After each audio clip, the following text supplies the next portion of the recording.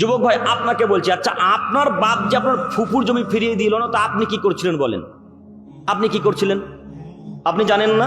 আপনার বাপ যদি অর্ধ কাঠা জমি, অর্ধ কাঠা আধ কাঠা বুঝলেন না, আধ কাঠা জমি অর্ধ কাঠা যদি আপনার বাপ যদি দখল করে থাকে আপনার ফুফুর, তো অর্ধ কাঠা জমির নাকি আপনার বাপকে কিয়ামতের মাঠে ফুফুকে দিতে হবে। আপনার এই জ্ঞানটুকু নেই? আপনি না এমএ পাস ছাত্র, আপনি না বিএ পাস ছাত্র, আপনি না ঢাকা বিশ্ববিদ্যালয়ের টপ র্যাঙ্কের ছাত্র, আপনার তো এই বিদ্যাটুকু থাকা উচিত।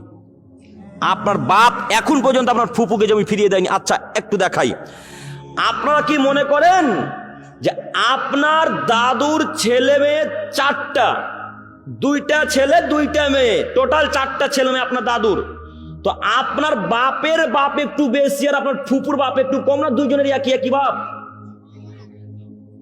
জি, দুজনেরই সমান সমান বাপ, তাই না শেখ? দুজনেরই সমান সমান বাপ। তো আপনার বাপ জমি পাবে সকালে আর আপনার ফুফু জমি পাবে বৈকালে, একসাথে দুজন পাবে? তো আপনার দাদুর মনে আজকে 20 বছর আজ পর্যন্ত আপনার বাপ আপনার ফুফুকে জমি ফিরিয়ে দেয়নি। আপনার বাপ কা পুরুষের বাচ্চা, এখন পর্যন্ত আপনার ফুফুকে আপনার বাপ জমি ফিরিয়ে দেন। আপনি কি করেন? আপনি বলতে পারেন না আব্বু ভাগ্যে যদি ভিক্ষা করা থাকে আব্বু ভিক্ষা করে খাবো। আব্বু আপনি মনে রাখেন, ভাগ্যে যদি ভিক্ষা করা থাকে ভিক্ষা করে খাবো আব্বু, তবু ফুফুর জমি নিজের কাছে রাখবো না। আল্লাহ নবী বলেন কাতাবাল্লাহু মাকাদিল খলাইক ক্বাবলা আন ইয়াখলুকাস সামাওয়াতি মিন খাবিসিন আল বাসানা, পৃথিবী সৃষ্টির 50,000 বছর পূর্বে আল্লাহ তাআলা প্রত্যেক মানুষের ভাগ্য লিখেছেন, প্রত্যেক জিনের ভাগ্য লিখেছেন। পৃথিবী সৃষ্টির 50,000 বছর পূর্বে সারা পৃথিবীর মানুষের ভাগ্য লিখেছেন, সারা পৃথিবীর জিনের ভাগ্য লিখেছেন।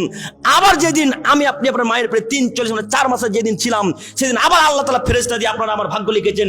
আব্বু সেই দিন যদি আল্লাহ ভাগ্য লিখে যে ফুপুর জমি না নিয়েও বনকুলের মানুষ খেতে পাবে, তো আমরা খেতে পাবোই পাবো আব্বু। এর নাম তাকদীর আব্বু, এটার নাম ভাগ্য। এইভাবে ভাগ্যকে বিশ্বাস করতে হবে যুবক ভাই, এইভাবে ভাগ্যকে বিশ্বাস করতে হবে। আপনাকে অনুরোধ করে যাচ্ছি, কাল সকাল হতে হতে, কাল জোহর পার হবে না ইনশাল্লাহ, কাল সকাল হতে হতে ফুপুর জমি ফুপুকে ফিরিয়ে দিতে পারবো ইনশাল্লাহ। পারবো না ইনশাল্লাহ? ও মুরব্বী সাহেব, আপনাকে বলি, আপনি আছেন উপস্থিত, আপনার বোনকে এখন জমি ফিরিয়ে দেননি, আপনি প্রস্তুতি গ্রহণ করুন।